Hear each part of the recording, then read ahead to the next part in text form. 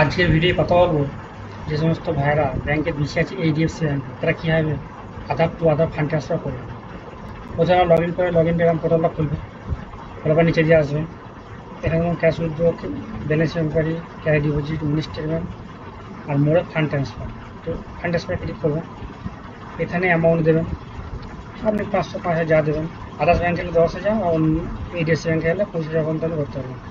তো এখানে দেখুন সব ব্যাংকে জুড়ে দিয়েছিল অফিস ব্যাংকগুলো, আগে এগুলো থাকেনি। তো সাপোজ যদি এইচডিএফসি ব্যাংক হয়, এইচডিএফসি ব্যাংক হলে 25,000 টাকা জমা করতে হবে। আদার ব্যাংক হলে কানাডা ব্যাংকে আমি দিলাম। এখানে যে ব্যক্তি পাঠাবে, এখানে একটা টিক চিহ্ন করে নেবেন, এগ্রি করে নেবেন। এখানে যে ব্যক্তি পাঠাবে তার আধার নম্বর, আর এখানে যার কাছে যাবে, ধরুন আপনি বিসি, তো আপনি আপনার কাছ থেকে আপনার ফ্যামিলি কোন মেম্বারে অ্যাকাউন্টে পাঠাবেন। তো এখানে আপনার আধার নম্বর, এখানে আপনার ফ্যামিলি মেম্বারের আধার নম্বর, এখানে আর এখানে বসে দেবেন। দিয়ে ক্যাপচার করলেই সব কন্টিনিউ করে ক্যাপচার করবেন। এখানে যে আধার নম্বর দিচ্ছে তার আঙুলের ছাপটা দেবেন, তাহলে তার অ্যাকাউন্ট থেকে কেটে অ্যাকাউন্টে চলে যাবে।